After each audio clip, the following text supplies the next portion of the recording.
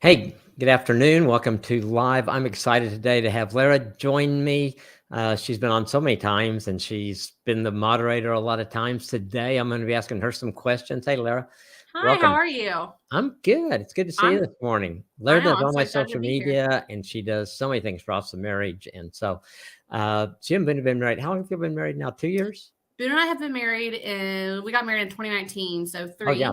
3. Mhm. Yeah, going on 4. Yeah. Isn't that crazy? It's gone So by very fast. that's great. And a Yeah. baby. And so that's darling and all that good stuff. Today we're going Yeah. to talk about living together before marriage and how does that impact a marriage.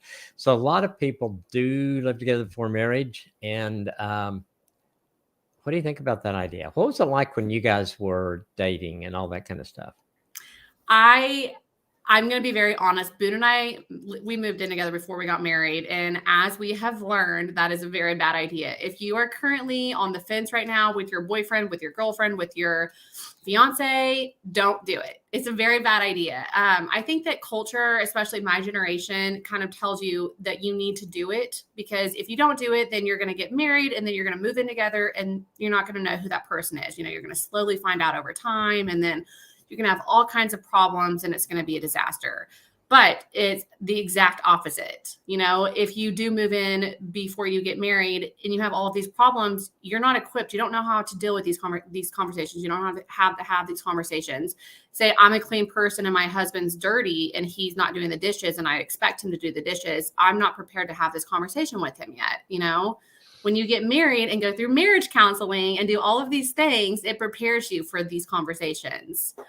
So Yeah. that is how I feel about it. No, I think that makes a lot of sense. It's so interesting. And, I talked a little bit before we went live of just culture. I mean, when Nancy and I were dating, you did not live No. in together. I mean, or if you did, you didn't let anybody know that you did. Yeah.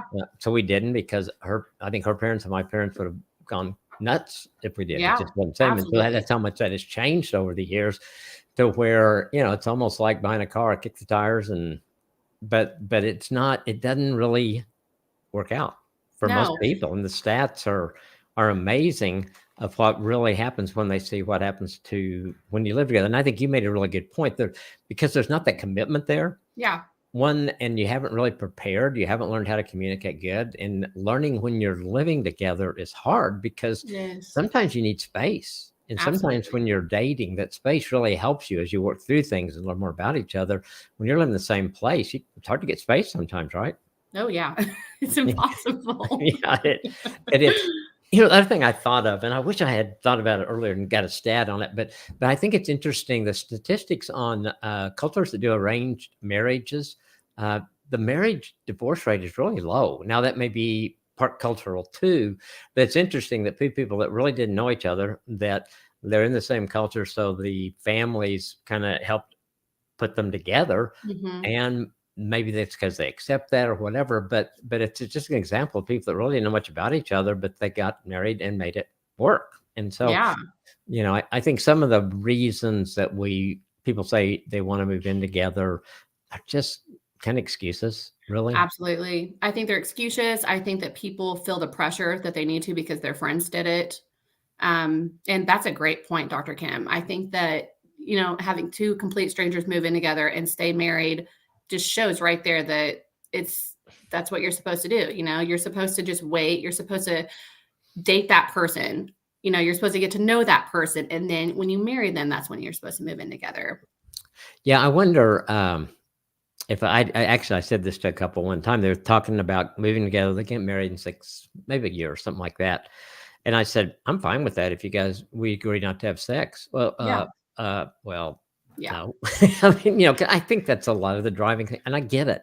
I Yeah. mean, if it'd been good, I would have loved to live with Nancy before Yeah. marriage, but I'm glad we didn't, and I think it made a difference for Well, us. look how long have you guys have been married Yeah, today. You've been it married, you just celebrated 53 years. yeah. I think So that shows right there. yes, yes, yes, And because so Boone and we're having to work twice as hard to make sure that we don't get divorced because it's not an option for either one of us. And so we will do everything that we can to prevent it, from happening. and I think But that yeah. sorry, go ahead. No, I think that's a great point because you have the commitment of marriage now, Yeah. and you guys take it very seriously, and so maybe even some couples that live together and really might have been good husband and wife someday because they didn't do it put things in the right order, they get upset and they just leave because there's no commitment. And so they Yeah. never really gave that relationship a chance. And so I Yep. think there's just so many reasons not to. So you did some research and stuff. Uh-huh. What did you find? So I found a bunch of stuff. According to one study, it says that before marriage was associated with moving together before marriage was associated with a lower risk of divorce in the first year of marriage, but a higher risk thereafter. So it's saying that if you move in together before marriage, your first year of marriage is going to be a breeze, but afterwards, that's when you're going to have all the problems because you're going to slowly start to get to know that person better and better and better. That makes sense. And then this statistic is wild. Couples who live together before marrying have nearly an 80% higher divorce rate than those who don't. Wow. Wow, That that is, is amazing. yeah, that's wild. Did they give any So other I mean, I can, probably think of some ideas, I think. Did they give any specifics, or is it just because of just not having the commitment and then it's like I said earlier, it's when you're living with somebody before you get married, you're slowly starting to learn this person, learn who they are, learn their traits, what they do, what they don't do. So if I expect my husband or my spouse or my fiance or boyfriend to do the dishes and they're not doing them, I don't know how to have this communication with them. I don't know how to talk to them. I wasn't prepared for that. And so I'm going to ignore this problem, and then it's going to eventually build and build and build and build over time. And you know as well as I do, when you don't have good communication, it leads to just absolutely. all sorts of disasters. Yeah, absolutely. And we got to learn how to communicate together. I think sometimes when you're dating and you're in that infatuation stage, you think you communicate great because you're learning about each other and you're Yeah, trying to win the other person over. yeah, Uh, but when you live together, boy, you've got to know how to communicate, or things you end up in fireworks all the time. yeah. And there's just so much pressure. Once you live together, you're either going to get married or you're not going to work out. There's just Absolutely. so much pressure, and I just feel like it's just not worth it at all. God Any doesn't want you living together. He doesn't want you having premarital sex. He wants you to wait.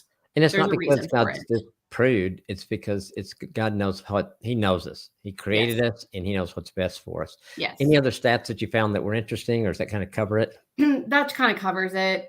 So don't move in together unless you are married. 80% chance. I mean, that's a high percentage. Don't do it. Yeah, I agree. And I think, you mentioned premarital counseling, kind of that's something that needs to do. Of course, Yeah. I'm a firm believer in that, love Yeah. doing it. And I think it's just so important. You want to prepare as well as you can for getting married. The other thing, and I heard somebody, I think maybe my pastor at one time saying, he said, don't play the game either. Maybe you say you're not living together, but if you got a drawer of clothes and the other person's the Yeah. other, you kind of live in there too. Yeah. If your toothbrush is there or Yeah. those kind of If things. you're So staying the night a I would lot. think Yeah. for couples, just take time to talk about it. And I know it's kind of countercultural in some ways. I have never had a couple that chose to not live together before marriage that regretted it. And I've worked with a number of couples that did live together before marriage and really struggled in their marriage and Yeah. say, I wish we hadn't. Yeah. Things could be Absolutely. better. Yeah. All right. Thanks for joining me. This is Thanks for awesome. having me. I've enjoyed this. And if you guys are thinking about it, don't do it. Dr. Kim and Nancy have been married for 53 years and they waited. So, Yeah. And we love living together now. yeah. All right. Thanks, Lara. Thanks, Dr. Kim.